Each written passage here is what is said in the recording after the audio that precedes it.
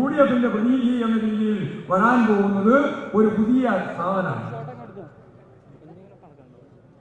ആരാ? അൻവർ വന്നിട്ട് ഇവിടെ കീഴടക്കുമെന്നാണ് ഇപ്പോൾ പറഞ്ഞുകൊണ്ടിരിക്കുന്നത്.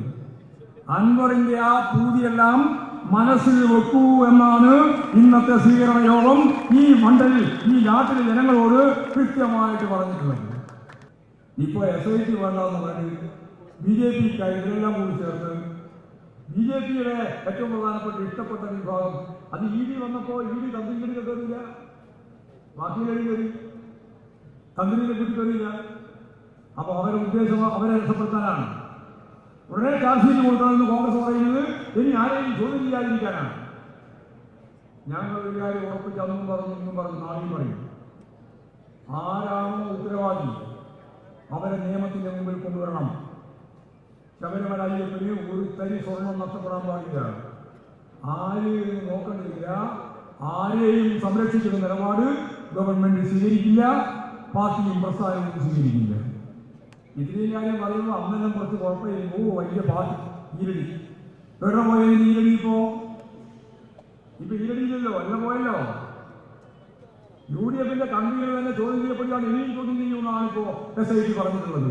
ഒരുപാട് വിവരങ്ങൾ കിട്ടാനുണ്ട്. കേരളത്തിന്റെയും ഇന്ത്യയുടെയും വിവിധ മേഖലയിൽ ഇവർ കണ്ടുമുട്ടിയിട്ടുണ്ട്, ഇവർ സമ്മാനങ്ങൾ വാങ്ങിയിട്ടുണ്ട്. അതൊക്കെ ഇപ്പൊ കിട്ടിയിട്ടുണ്ട് വിവരം. ഞാനിന്ന് കേട്ടുന്നില്ല.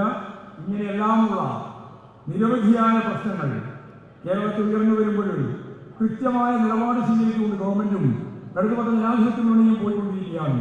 നമുക്ക് ആവശ്യം ഈ കേരളത്തെ ഞാൻ നേരത്തെ പറഞ്ഞ പോലെ പാവപ്പെട്ടവരില്ലാത്ത ഒരു സമൂഹമാക്കി ഈ സമൂഹത്തെ മാറ്റണം. ലോകത്തെ വികസിത അർദ്ധവികസിത രാജ്യങ്ങളിലെ 100, 300, 400 കൊല്ലക്കാലത്തെ വളർച്ചയുടെ ഭാഗമായി രൂപപ്പെട്ടു വന്ന ആ നാട്ടിലെ ജനങ്ങളുടെ ജീവിത നിലവാരത്തെക്കാൾ മെച്ചപ്പെട്ട ജീവിതം ഈ കേരളത്തിലെ ജനങ്ങൾക്ക് നൽകാൻ സാധിക്കുന്ന ഒരു സമീപനത്തിലേക്കാണ് ഞങ്ങൾ മുന്നോട്ടേക്ക് പോകുന്നത്. ബേപ്പൂര് എന്ന് പറയുന്നത്, ഈ മണ്ഡലം എന്ന് പറയുന്നത് സഖാവ് റിയാസിന്റെ മണ്ഡലമാണ്.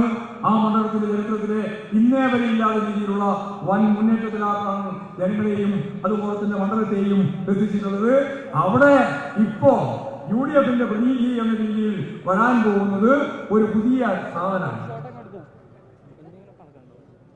ആരാ?